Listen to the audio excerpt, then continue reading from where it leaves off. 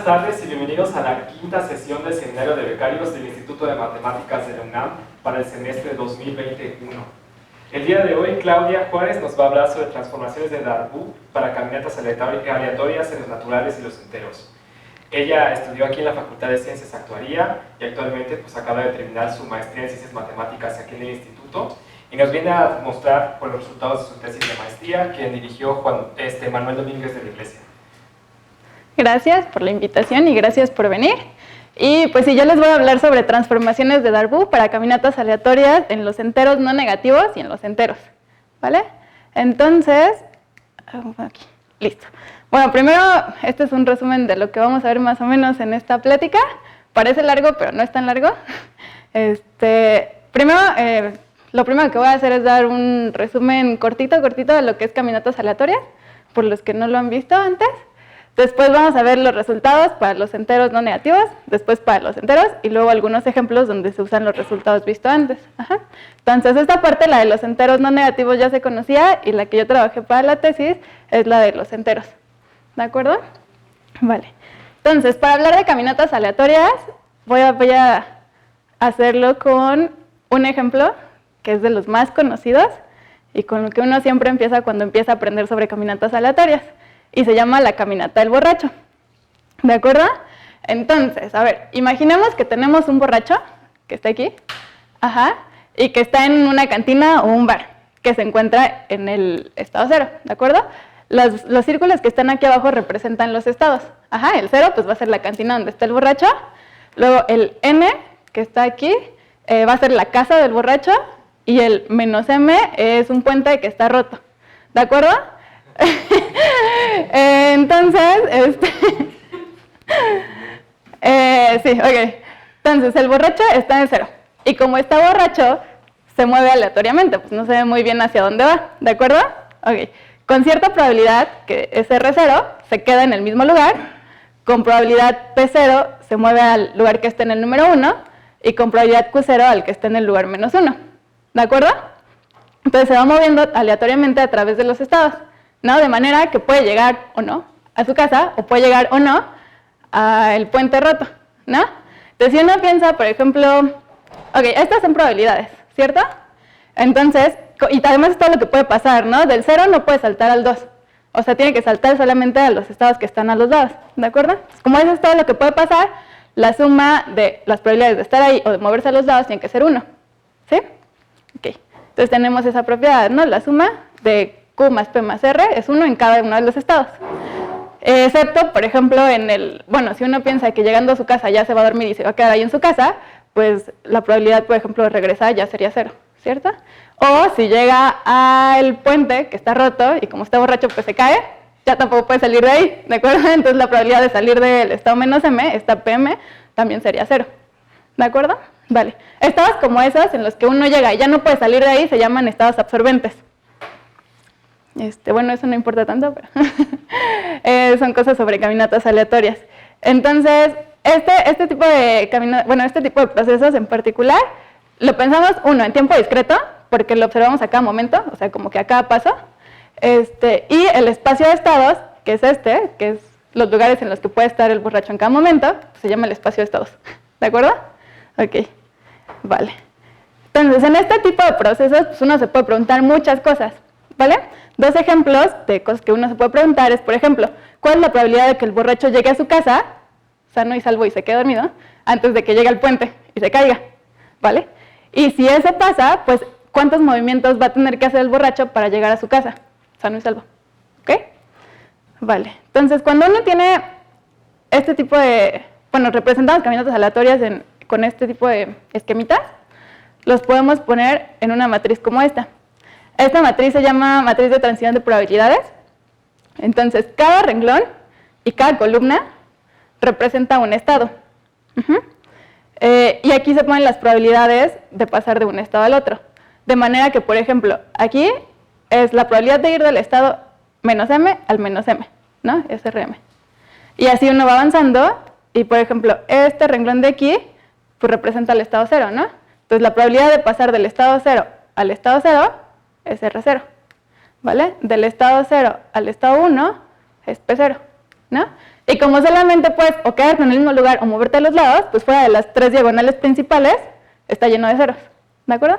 Es una matriz de este tipo, bueno, en el que todas las entradas están entre 0 y 1, y por renglones suman 1, ¿se acuerdan que estas son probabilidades, entonces por renglones suman 1?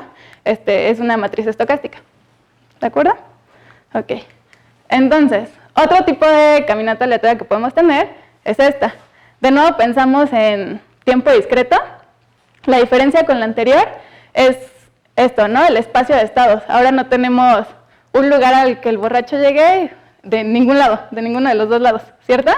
Entonces, por ejemplo, pensamos en una calle infinita donde hay bares, pero el que está en el 0 es su bar favorito, ¿de acuerdo? De nuevo, ¿no? Aquí la probabilidad de R0 es la probabilidad de que se quede ahí mismo, P0 de moverse al 1 y Q0 de moverse al menos 1, ¿de acuerdo? Y pues aquí sí se tiene siempre que, así, la suma de las probabilidades pues es 1, porque es todo lo que puede pasar, ¿vale? Ok. Entonces, aquí un poco el tipo de preguntas que uno se hace cambia, ¿no? Porque pues ya no tengo un tope o un lugar al que llegar, pero pues uno siempre se puede preguntar, por ejemplo, si el borracho empieza aquí y se empieza a mover, ¿cuál es la probabilidad de volver a su lugar favorito, ¿no? Al 0. Y de nuevo, si es que vuelve, ¿en cuánto tiempo va a volver? Otra pregunta que uno se podría hacer, no sé, si le interesa algún estado en particular, pues, ¿cuál es la probabilidad de llegar ahí? ¿O en cuánto tiempo va a llegar ahí? ¿O cuántas veces va a volver a ese lugar? ¿No? Porque también el borracho se podría ir, y podría volver, y podría ir, o no volver nunca, esa clase de cosas, ¿cierto? Entonces, eso es en general una idea de las caminatas aleatorias en las que vamos a pensar, en los ejemplos que vamos a ver aquí, y de lo que se trata este trabajo. Ok, la matriz de transición de probabilidades en este caso se vería así. Les llamamos doblemente infinitas porque tienen infinitos hacia allá, o sea, infinitos renglones y columnas hacia arriba y hacia abajo, pero como que tenemos este punto de referencia, ¿no? El renglón y la columna que representan como al estado 0, ¿no? A partir de ahí tienes los positivos o los negativos, ¿de acuerdo? De nuevo es tridiagonal y fuera de las 3 diagonales principales, pues todo es 0, ¿sí? Ok. Y bueno, otras cosas que uno puede estudiar en general sobre las caminatas aleatorias son las probabilidades de transición a m pasos, que sería, por ejemplo, ¿cuál es la probabilidad de pasar del estado I al estado J en exactamente m pasos? ¿No? Uno se pregunta si es positiva, y si es positiva, pues sí se puede calcular uno, ¿no? Cuando tenemos caminatas aleatorias con estados finitos, como el primer ejemplo, pues se calcula elevando la matriz de transición de probabilidades a la potencia m, siempre y cuando la matriz de transición no dependa del tiempo, porque podría, ¿de acuerdo? Ok. La recurrencia también es una propiedad que nos interesa. Entonces, se dice que un estado es recurrente cuando puedes volver, cuando hay posibilidad de volver a ese estado. Y es transitorio cuando ya no hay posibilidades de volver, cuando una vez que pasas por ahí ya no vas a volver, ¿de acuerdo? Y la irreducibilidad. ¿A qué nos referimos o qué pensamos cuando pensamos en irreducibilidad? Es básicamente que todos los estados están conectados, o sea que hay manera de pasar a todos los estados alguna vez, ¿de acuerdo? Vale. Entonces es importante porque eso sí lo consideramos para el trabajo que hacemos. ¿Va? De acuerdo. Ok. Listo. Esa fue la introducción sobre caminatas aleatorias. Y entonces ahora vamos a hablar un poco de factorizaciones y vamos a pensar en caminatas aleatorios en el que el espacio de estados es los enteros no negativos. Yo le puse N0 para incluir el 0, pero depende, ¿no? Ok, entonces voy a empezar explicando un poco lo que vamos a hacer ahora, porque puede ser... No, que hay dos factorizaciones, la LU y la UL, de repente es medio enredoso ese asunto, ¿de acuerdo? Entonces, a ver. Ok, entonces, pensamos en una caminata aleatoria, irreducible, o sea que todos los estados están como conectados de alguna manera, con espacio de estados en los enteros no negativos, ¿de acuerdo? Es eso, ¿no?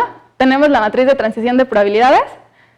Pensemos por un momento que conocemos todos los valores de las probabilidades de transición a un paso, que son estos que están en verdecito. ¿Sí se ven verdecitos? ¿Sí? Fuera de las diagonales principales todo es 0. Entonces, pues el estado más chico que tenemos, por pensarlo así, es el 0, y no tenemos uno más grande, ¿no? Tenemos infinitos estados. ¿De acuerdo? Ok. Entonces, cuando decimos factorización LU, nos estamos pensando en que queremos descomponer a la matriz P como está ahí, ¿no? En el producto de dos matrices, una que es bidiagonal superior y una que es bidiagonal inferior. ¿De acuerdo? Que es esta descomposición que puse aquí. Entonces, la primera matriz pues va a tener la diagonal principal y la de arriba. Todo fuera de eso va a ser 0. La segunda matriz va a tener la diagonal principal y la de abajo. Todo fuera de eso va a ser 0. ¿De acuerdo? Entonces, descomponer una matriz que es tridiagonal en este producto, pues es como resolver un sistema de ecuaciones, ¿cierto? Ok. Entonces, la pregunta, y lo interesante aquí es ver cuándo estas dos matrices también van a ser estocásticas. Entonces, ¿qué era que las matrices fueran estocásticas? Pues que la suma por renglones fuera 1. ¿Cierto? También era que las entradas estuvieran entre 0 y 1, pero esto no lo consideramos en este paso. Solo queremos y le pedimos que la suma por renglones sea 1. ¿De acuerdo? Entonces, ok, encontrar estas dos matrices es resolver este sistema. Todo lo que está en verdecito lo conocemos. Entonces, ¿por qué pongo este S0 en verdecito? Pues porque si yo quiero que esta matriz sea estocástica, este número tiene que valer 1 a fuerza, porque es el único valor que tengo y todo lo demás es 0. ¿Cierto? Ok. Intentar resolver este sistema de ecuaciones en realidad tiene un problema, y ese problema es que hay un parámetro libre, ¿de acuerdo? Usando las ecuaciones que está aquí, no puedo resolver el sistema a menos que yo fije un valor, que le voy a decir que voy a llamar parámetro libre, y elegimos, de hecho, a Y0. Y0 que no conocemos, pero lo vamos a fijar. Lo vamos a fijar como un valor entre 0 y 1, porque de nuevo queremos que sean estocásticas las matrices. Ok, entonces, a partir de Y0... ¿Qué no se supone que X0 más Y0 tiene que valer 1? Sí. ¿Y si ya conoces X0? No conoce X0, el que conoces es S0. Porque esta, sí sabe, esta suma, la suma de todo esto tiene que ser 1. Es esto, ¿no? Y estas pues no las conoces. Entonces, pues lo que sí haces es elegir a Y0 entre 0 y 1. Y a partir de eso, entonces sí, X0 lo calculas como 1 menos Y0, con esta ecuación de aquí abajo. ¿Sí? Después puedes calcular S1 con esta ecuación, después R1 con esta ecuación, Y1 con esta ecuación, y así sucesivamente, ¿no? Puedes tener todos los coeficientes de las matrices. ¿De acuerdo? Entonces, la primera observación que tenemos es que para tener una factorización en este caso, tenemos que Y0 es un parámetro libre, ¿vale? Entonces, ok, va. La otra factorización es casi lo mismo, pero al revés. O sea, queremos saber una factorización LU, ¿de acuerdo? Que les puse tilde porque pues iban a ser distintas, PL tilde por PU tilde. ¿Sí? Y de nuevo, ¿no? Como estamos pidiendo que la suma por renglones sea 1, pues este S0 tiene que valer 1, a fuercita, ¿no?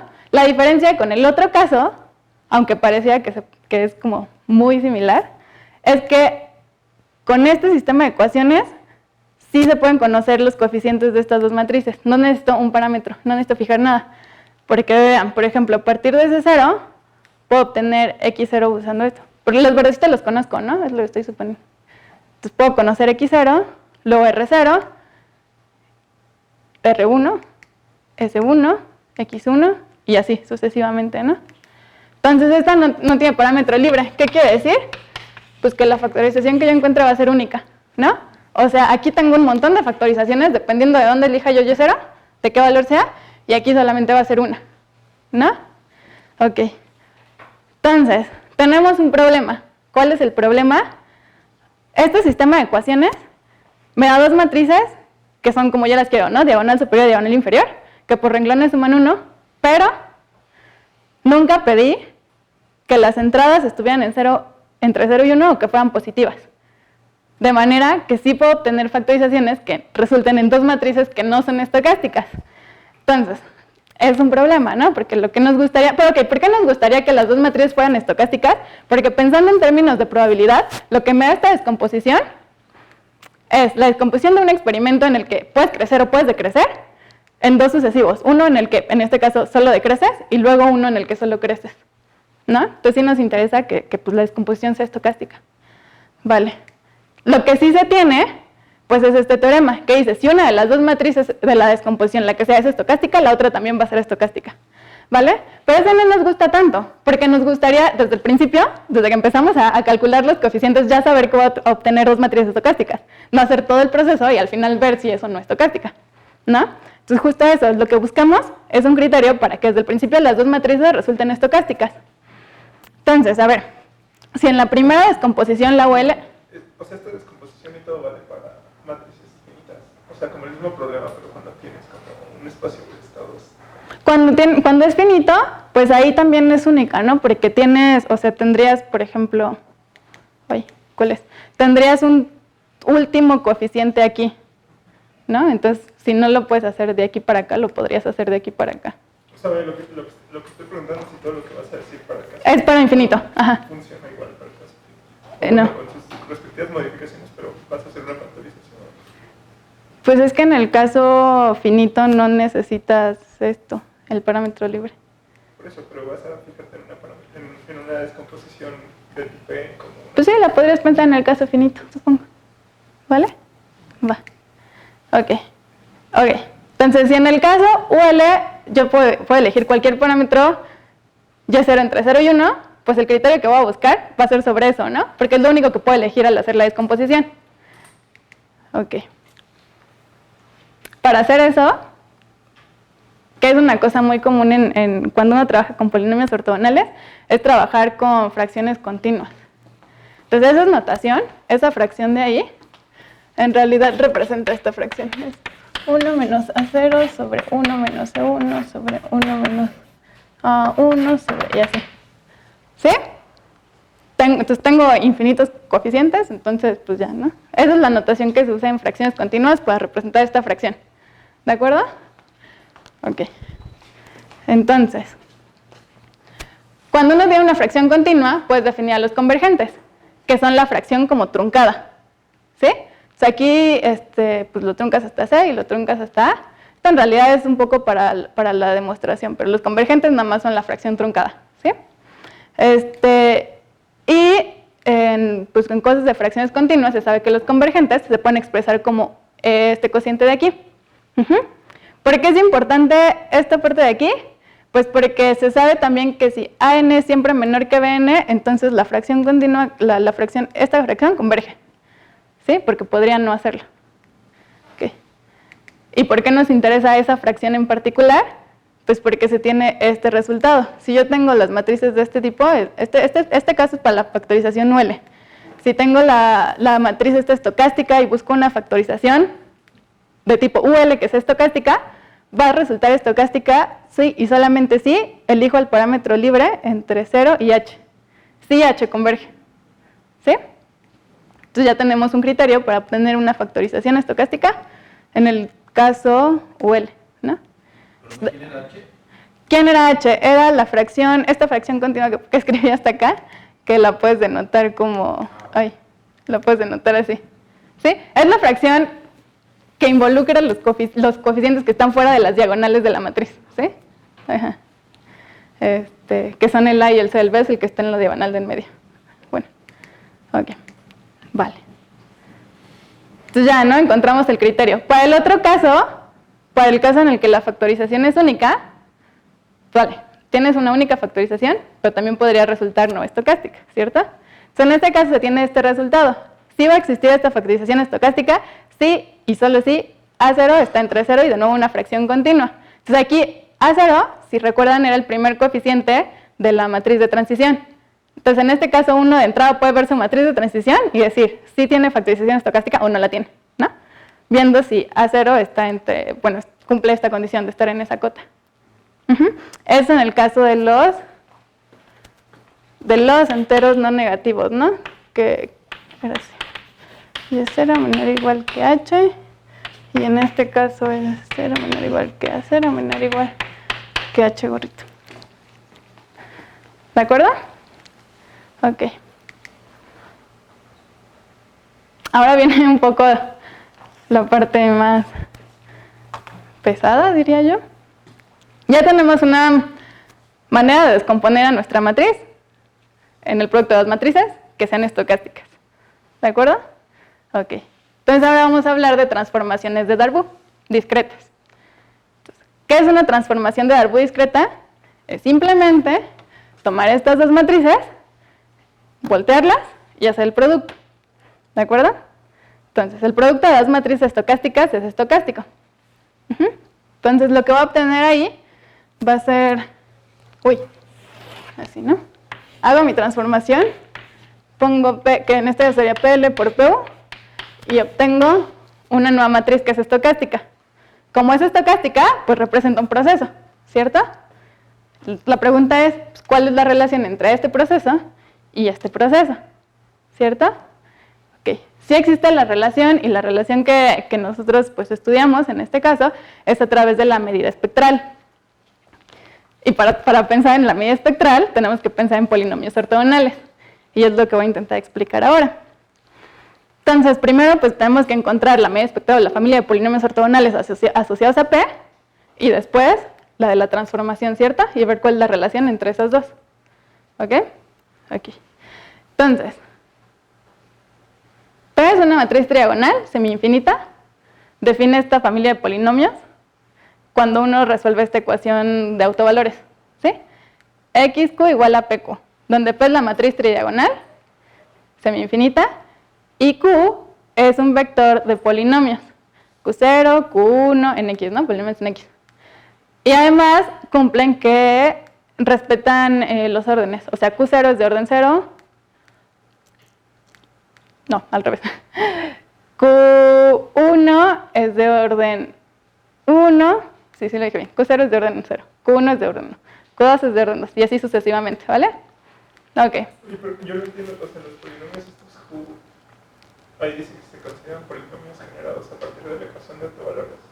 Esta ecuación, o sea, los que resuelven esta ecuación. Ajá, y X es la variable. Ajá, X es tu variable. Y P es...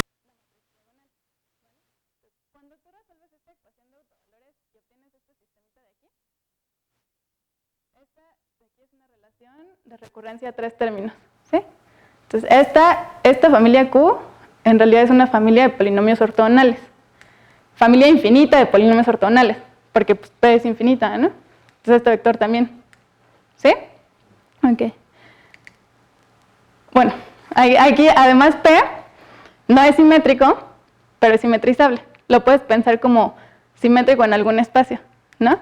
Donde además es de norma menor a 1, autoadjunto, entonces uno siempre puede aplicar el teorema espectral o teorema de Favart, como lo conozcan.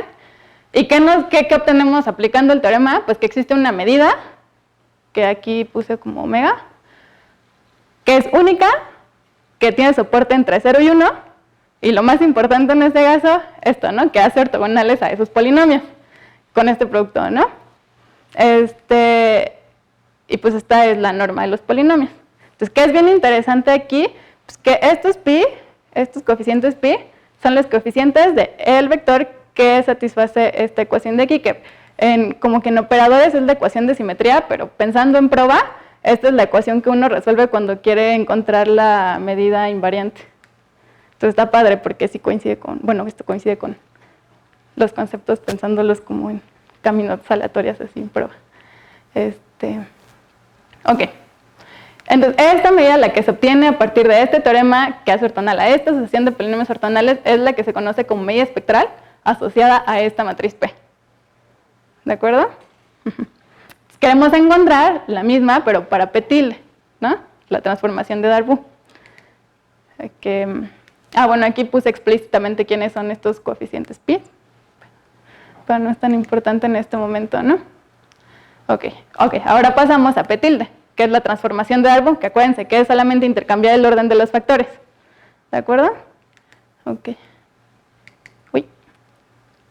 Partimos de la misma ecuación de autovalores con la que obtuvimos los polinomios Q, los asociados a P.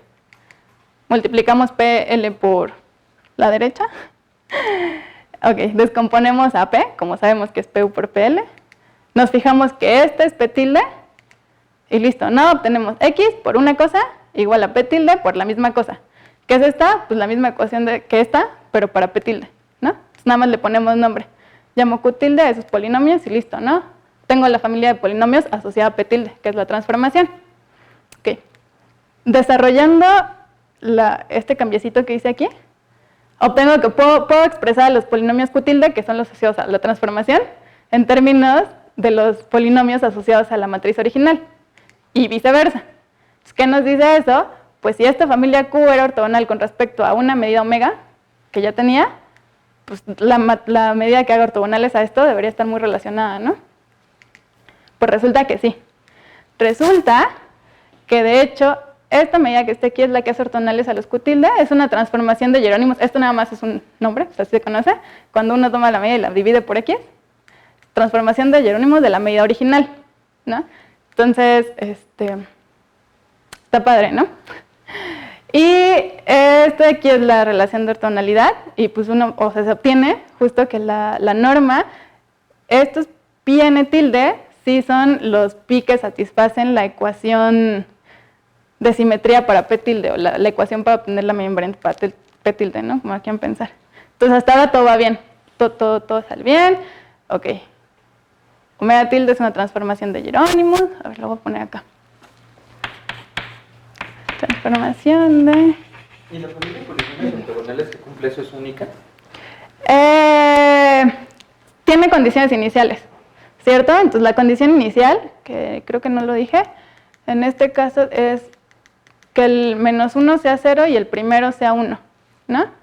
Lo que sí puedes obtener es que no se cumpla esa condición inicial, pero lo que vimos es que sí puedes hacer una transformación para que se cumpla esa condición inicial. ¿Sí? Justo la siguiente slide. Era un ejemplo bueno para eso. O sea, digo, además de constantes, ¿cierto? Sí. Lo que pasa en el caso siguiente, ok, eso fue para la factorización UL, pero ¿se acuerdan que tenemos dos factorizaciones? Entonces en los dos casos podemos hacer la transformación de Darboux. Ok, ahora la vamos a llamar P gorrita. Se hace exactamente lo mismo, solo que ahora pues con las tildes todas distintas, y se obtiene la familia de polinomios que satisface la ecuación de autovalores para P gorrito, ¿sí? Entonces justo lo que pregunta Ale en este caso es, pues sí, o sea, aquí sí se puede obtener, por ejemplo, que Q0 no es de grado 0, es de grado 1, ¿no? Pero lo que sí se puede mostrar siempre, bueno, en estos casos, en los que vimos, se puede ver como esto en particular, X, por una familia de polinomios que sí respeta los grados. Aquí el 0 pues es bien fácil, ¿no? Es 1 por X. Entonces X va a ser tu Q1, ¿no? En este caso, entonces los Q gorritos ya sí satisfacen esto, ¿no? Que respetan los grados. Y entonces la medida espectral que encuentras es para los polinomios que sí satisfacen la condición inicial. ¿De acuerdo? Ok. En este caso se encuentra que la transformación es una transformación de Christoffel, que es multiplicar por X la medida. Bueno, además de la constante, ¿no? Esta ya 0 es una constante. ¿De acuerdo? Y de nuevo, cuando si escribes la relación de ortogonalidad, pues aquí te queda todo muy bien, queda la norma es, de nuevo, son los coeficientes del vector que satisface la ecuación de simetría para P tilde. Todo va muy bien hasta aquí, ¿cierto? Hasta aquí todo ya estaba hecho. Uy, ya está bonito. Bueno. Ok. Aquí puse un resumen, porque aquí ya vamos así con un montón de cosas. Entonces, aquí lo que tenemos es P, que es nuestra matriz de transición de probabilidades. La descomponemos como PU por PL. Los intercambiamos de lugar. Obtenemos la medida, que es una transformación de Jerónimos de la medida original, que es la asociada a P, ¿cierto? Y por otro lado, hacemos la descomposición LU, intercambiamos las matrices del lugar y obtenemos la medida espectral, que es una transformación de Christoffel de la medida original, ¿vale? No son categorías porque tienen colorcitos. Ok. Listo. Entonces ya vimos todo lo que pasa para los enteros no negativos. Lo que hicimos fue ver qué pasaba para los enteros. La historia va más o menos igual, más o menos. El único problema cuando uno trabaja con caminatas aleatorias en los enteros, bueno, único entre comillas, ¿no? Tenemos la matriz de transición de probabilidades que es doblemente infinita, ¿no? Dijimos infinita para allá, tenemos nuestro punto de referencia, el renglón 0 y la columna 0, las probabilidades, todo lo verdecito lo conocemos, fuera de eso todo vale 0, ¿cierto? Igual. De nuevo buscamos que la factorización UL y luego la factorización LU. En este caso, pues las matrices son doblemente infinitas, entonces necesitamos tener este punto aquí bien fijo para saber cuándo estamos pensando en una bidiagonal superior y cuándo en una bidiagonal inferior, ¿sí? Vale. La diferencia con el caso anterior es que aquí, por ejemplo, no sabemos que alguno de los coeficientes valga 1 de entrada, ¿no? Pero, pues, fijando un parámetro libre, que de nuevo es Y0, sí se pueden obtener los coeficientes, todos, los positivos y los negativos, ¿vale? Fijando solo uno. Y0, de nuevo, Y0 entre 0 y 1. Y a partir de ese ya podemos conocer los demás. Para el caso LU, que antes era único, aquí de nuevo ya no va a ser único. ¿Por qué? Pues porque no conocemos y no sabemos y no podemos decir de ninguna manera que alguno de los coeficientes sea 1 de entrada, ¿cierto? Pero de nuevo podemos fijar un parámetro, elegimos ese 0 me parece, y a partir de ese 0 ya obtener todos los demás. ¿Qué cabe destacar acá? Que, ok, yo elijo ese 0 como parámetro libre, pero bien pude haber elegido R0, ¿cierto? Nada más que tengo, pues, ese 0 es 1 menos R0, o viceversa. Puedes elegir el que quieras. Vale. De nuevo, ¿no? Nunca dije y nunca pedí que las entradas fueran positivas o que estuvieran entre 0 y 1. Entonces, pues pueden resultar matrices que no sean estocásticas. Lo que sí pasa es que si una de las dos es estocástica, la otra también va a ser estocástica, ¿vale? Pero nos interesa conocer un criterio para que desde el principio las dos sean estocásticas, ¿no? Entonces, es como una extensión del caso anterior en este sentido, hasta este punto. ¿Por qué? Pues porque lo que se hace es definir a esta fracción, que si se fijan, es como la otra parte de esta fracción, ¿no? ¿Le puse H'? Sí. Es C0 sobre 1 menos A menos 1 sobre 1 menos A menos 1 sobre 1 menos A menos 2 y así, ¿no? Tengo infinitos coeficientes. Entonces acá voy a 1, C1 a 0, y acá empiezo C0 a menos 1, a menos 2 y así, ¿no? Es como la otra parte de la fracción continua que necesito. Pues aquí de nuevo se usan los convergentes, se usa la propiedad de los convergentes de poder expresarlos como cociente, y que esta fracción continua que escribe acá, converge si este AN siempre es menor que este BN, ¿no? Entonces, ¿por qué nos interesa que converja H'? Pues porque el criterio para que exista la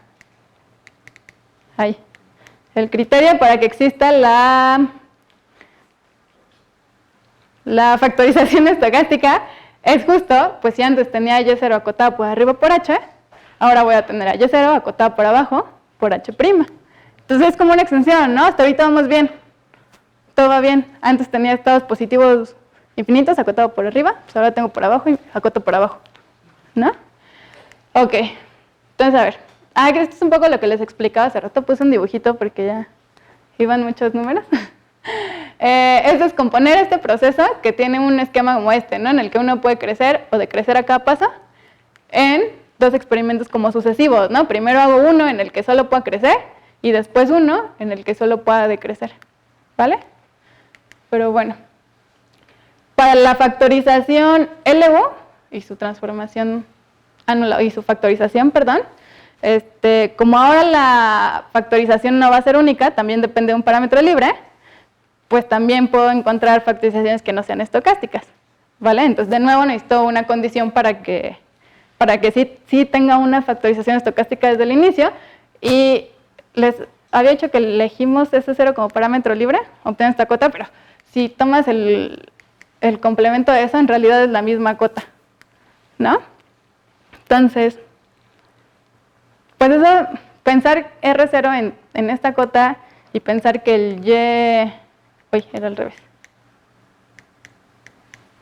Que el Y0 está o sea, es la misma cota, tiene sentido. A ver, esperen. Ahí está. Tiene sentido, ¿por qué?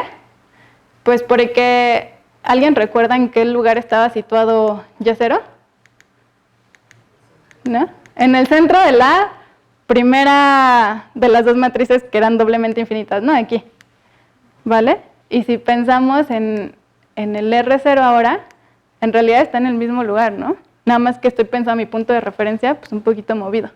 Entonces, pensar que la condición sea la misma, pues sí tiene bastante sentido, ¿vale? Entonces, y ahora de nuevo, Lo que quiero es encontrar la relación entre las mallas espectrales asociada a cada una de las matrices que tengo, ¿no? Entonces, este era mi dibujo para el ADN. Voy a poner acá mi dibujo para la ADZ.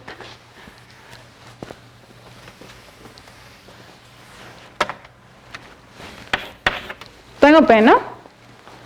Entonces, para encontrar la media espectral, lo primero que tenía que hacer es asociar una familia de polinomios que satisfacen la ecuación de autovalores, ¿no? Ahora la puse con Q chiquita, pero es la misma ecuación, ¿no?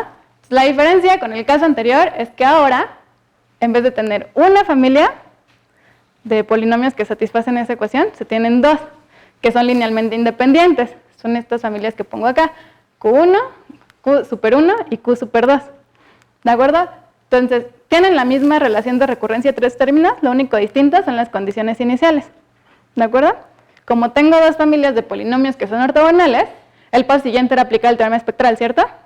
Ahora lo tengo que aplicar 3 veces, de manera que obtenemos 3 medidas. Y la relación de ortogonalidad se ve así.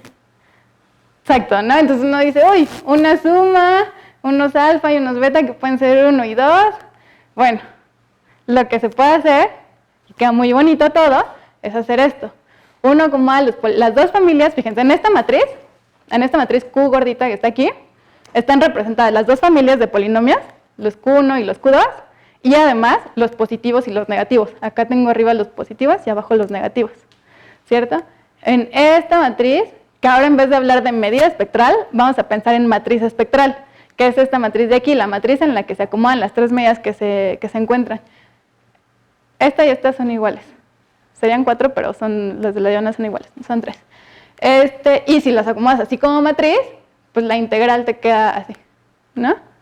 Entonces, pues se ve, por supuesto que de la anterior a esta, de tener eso a tener eso, pues siempre preferimos trabajar con esto, ¿sí? Aquí. Entonces, bueno. Y listo, ¿no? Ya tenemos entonces nuestra matriz espectral, que sabemos que existe, que sabemos que es única y que se porta bien de alguna manera, ¿no? Entonces ahora lo que hacemos pues es lo mismo, pero para las transformaciones. Primero la transformación, cuando tenemos la descomposición UL, de nuevo la llamamos P tilde. A ver, aquí le puse, sí, ¿cierto? Ahora voy a poner P tilde. Ok. Cambio de orden los factores, hago el producto. Y se hace, el proceso para hacer esto es más o menos el mismo que para el caso de los enteros no negativos, solo que pensando en matrices. ¿De acuerdo? De nuevo se obtiene la familia de polinomios asociada a la transformación. Esta es la relación en términos de las dos familias, ¿no? Aquí no lo estoy haciendo en matrices, estoy haciendo para la primera familia y para la segunda familia. Entonces, un problema que aparece en este caso es ¿se acuerdan que tenían que satisfacer ciertas condiciones iniciales? Que en este caso eran,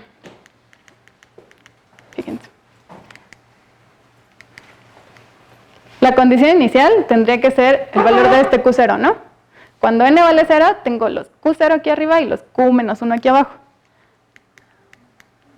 que son exactamente los polinomios, estos, ¿no? Los 0 arriba y los menos 1 abajo. Entonces, la condición inicial tendría que ser que el 0 sea la identidad. ¿Ven? 1, 0, 0, 1, la identidad. Ok, entonces, no estoy muy segura dónde. Salud. Aquí, ajá.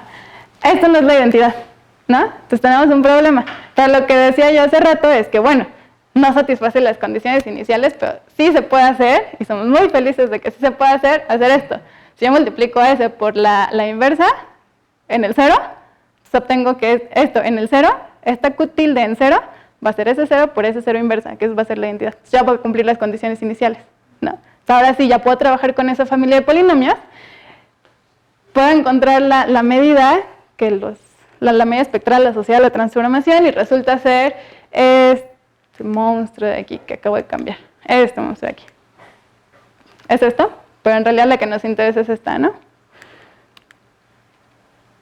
¿Qué podemos ver aquí? Esto es una matriz, esto es una matriz, Esto es una matriz. Pero, de nuevo, tengo a mi medida original, bueno, ahora mi matriz espectral original dividida por X. Aquí lo estoy pensando en cada entrada, ¿sí? Esta es una transformación de Jerónimos. ¿Se acuerdan que al principio era lo que se conocía como una transformación de Jerónimos? Tengo constantes y pues, si escribo la relación de ortogonalidad, queda perfecta, ¿no? De nuevo queda aquí 1 entre los coeficientes que deben ser, los que sí deben ser. En operadores son los coeficientes potenciales, los que satisfacen la ecuación de simetría. Me parece que no dije el nombre al principio, pero eso, ¿no? Vale. Hago exactamente lo mismo para la factorización LU, ¿cierto? De nuevo encuentro los polinomios asociados. De nuevo no satisfacen la condición inicial, pero de nuevo, lo que sí puedo hacer es eso, ¿no? Multiplicar la inversa en 0. Y ya, satisfacen las condiciones iniciales. Y lo que es bien interesante y bien bonito es que ya vieron esto. Esta es la transformación que nos interesa, la que está aquí en medio, ¿no? Tengo la medida original dividida por X y constantes. Esto es una transformación de Jerónimos, ¿no? En el caso de los enteros positivos yo tenía una transformación de Christoffel, la acabo de tener, de nuevo una de Jerónimos, ¿no? Entonces, pues si la factorización de nuevo no es única y la condición para que la factorización sea, pues es muy parecida, la medida espectral, pues también, ¿no? Lo único que cambia son las constantes. Listo. Ahí puse el mismo esquema que antes, solamente que como ya están muy grandes las transformaciones, pues ya no se ve muy bien, ¿no? Pero es el mismo procedimiento, solo que ahora en vez de tener medias espectrales, tenemos matrices espectrales. ¿De acuerdo? Ok. Listo. Llegamos entonces a los ejemplos. Ok. Y en este punto nos dice, bueno, ok, ya. Hablamos de matrices semi-infinitas, infinitas, de familias de polinomios ortogonales, de medidas espectrales que existen, que son únicas. Ok, ¿y para qué quiero saber todo eso? ¿No? ¿Para qué me interesa saber o conocer la relación entre las medidas espectrales de las transformaciones, de la matriz? Bueno, pues por muchas cosas. Las principales son dos ejemplos. Son estos dos. ¿Se acuerdan que al principio yo dije que propiedades que nos interesa saber de las caminatas aleatorias son propiedades como recurrencia y transitoriedad? Ok. Nosotros trabajamos con matrices que dije que eran irreducibles, que era que todos los estados estaban comunicados de alguna manera, ¿vale? En ese tipo de procesos, cuando uno de los estados es recurrente, entonces todos son recurrentes y entonces la matriz se dice recurrente o el proceso, ¿no? Y lo mismo con transitorio, ¿de acuerdo? Aquí. Entonces, hay resultados bien interesantes, como este de aquí, ¿no? Este es para el caso de los enteros, que ok, si tienes que esta integral de la medida sobre 1 menos x es infinita. Para alguno de los, ¿se acuerdan que alfa y beta podría ser 1 o 2 porque tengo 3 medidas distintas? ¿No? Si alguna es infinita, entonces el proceso entero va a ser recurrente, ¿no? Entonces, órale, ¿no? Ya no tengo matriz infinita, pero nada más checando estas 3 integrales, ya puedo saber si todo el proceso es recurrente o no. Ok. Otra que es interesante es que si tienen un salto en 1, o sea, una delta en 1, entonces va a ser positivo recurrente, no solo recurrente, además positivo recurrente.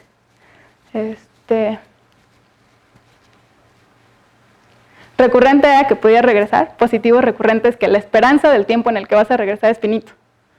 ¿De acuerdo?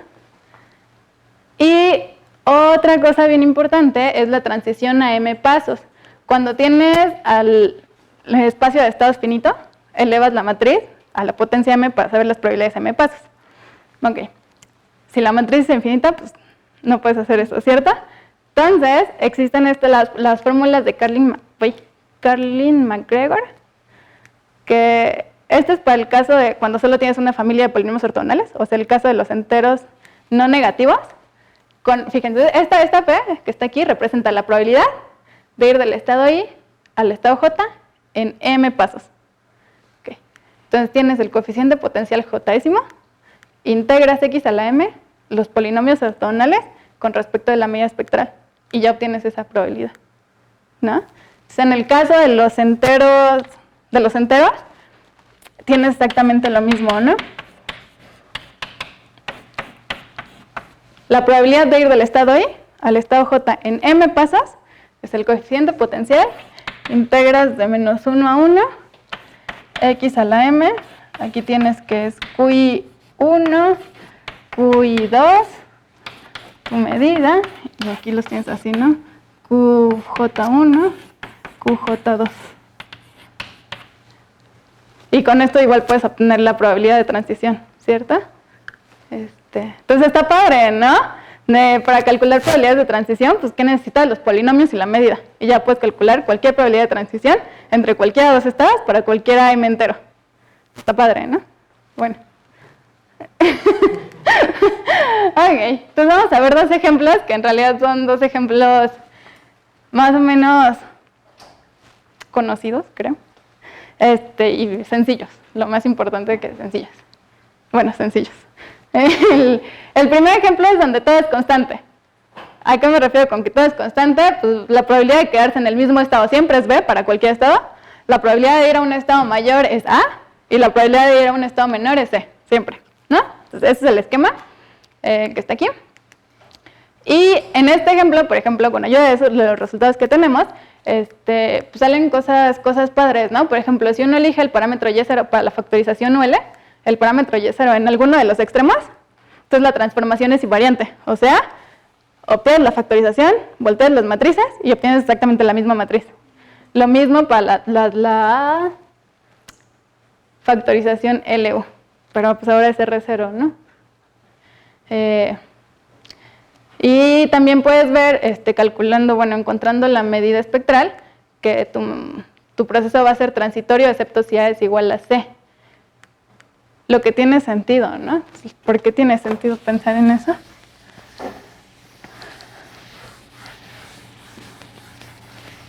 No necesito hacer otro dibujo, creo.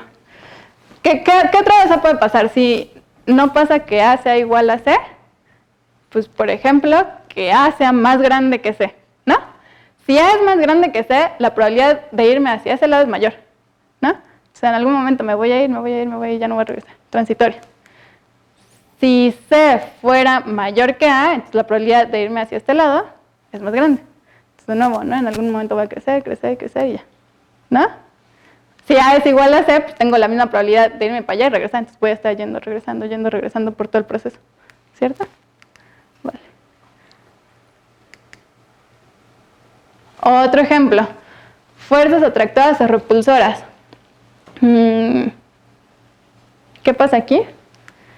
Pues tengo, es casi igual, pero al revés. Si eso tiene sentido de alguna manera para ustedes. Ok, en el lado positivo crezco con probabilidad A y decrezco con probabilidad C. En el lado negativo intercambio esas probabilidades. Crezco con probabilidad C y decrezco con probabilidad A. Entonces, ¿por qué fuerzas atractoras o repulsoras? Pues vale, ¿qué pasa si A es mayor que C? Si A es mayor que C, si estoy de ese lado, voy a crecer con más probabilidad. Si estoy de este lado, voy a decrecer. Entonces son fuerzas repulsoras a partir del 0. El caso contrario, si A fuese menor que C. En este caso, si estoy del lado positivo, pues es más grande, entonces voy a decrecer con mayor probabilidad. Si estoy de este lado, voy a crecer con mayor probabilidad. Entonces me voy a acercar siempre al 0, ¿no? Son fuerzas atractoras hacia el 0. ¿Vale? Y ahí pasan cosas más chistosas. Por ejemplo, en la factorización UL, si elijo el parámetro libre Y0 en la cota superior, entonces nada más la parte positiva es invariante. ¿Qué quiere decir? Que si yo hago la factorización, intercambio las matrices y hago el producto, nada más los estados de la parte positiva van a ser iguales y los de la negativa, de hecho, cambian mucho, mucho.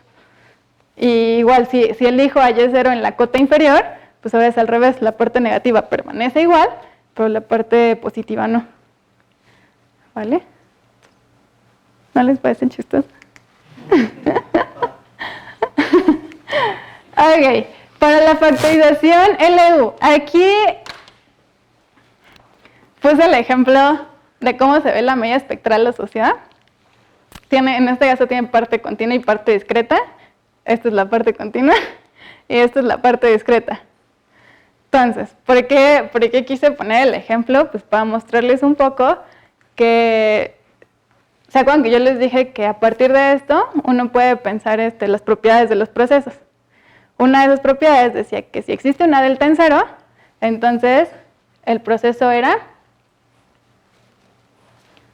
recurrente positivo, ¿vale? Entonces, por ejemplo, si vemos esta parte de aquí, la parte discreta, aquí hay una delta en 1. Dije en 0 y es en 1. Una delta en 1. Esa delta solamente aparece si C es mayor que A. Entonces, si C es mayor que A, el proceso siempre va a ser recurrente positivo. Y es una propiedad que yo puedo ver y puedo saber nada más de observar la medida espectral, ¿no? Cómo se ve la medida espectral. Entonces, esa clase de cosas que uno puede hacer teniendo las medidas espectrales, pues están padres, ¿no? Y me parece que esto es de lo que les quería hablar. Gracias por ponerme atención. Y esto.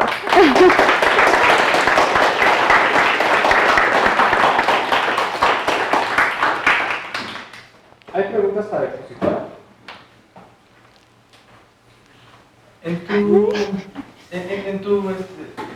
Estas propiedades, ¿no? Cuando dijiste así como algunos usos, la recurrencia, o sea, que la integral fuera infinita, de alguna de estas, Ajá. es recurrente, es un sí solo sí, o solamente es... Sí. O sea, si una es infinita, ¿las otras dos también van a ser infinitas?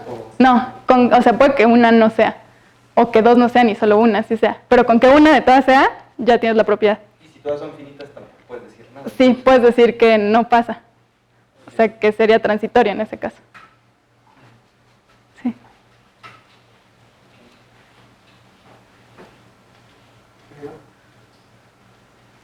Yo tengo una pregunta. Al final dijiste sobre recurrencia positiva, ¿significaba que solamente los estados positivos eran los que se podían repetir indefinidamente? Ah, no. Que sea recurrente, acuérdate que se podía regresar, ¿cierto? Aquí. Que sea recurrente positiva es que el tiempo esperado para regresar es finito.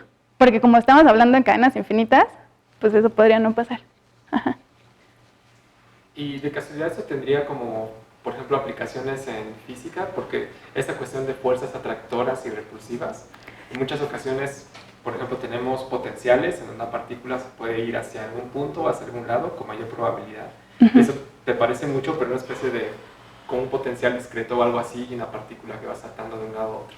Pues a lo mejor, pues si puedes modelar, o sea, esto en realidad aplica para cualquier cosa que puedes modelar usando una caminata aleatoria, ¿no? Si puedes modelar ese proceso usando una caminata aleatoria, pues sí, se aplica. ¿Sí? Vale. Listo. Bueno, pues agradecemos a Claudia.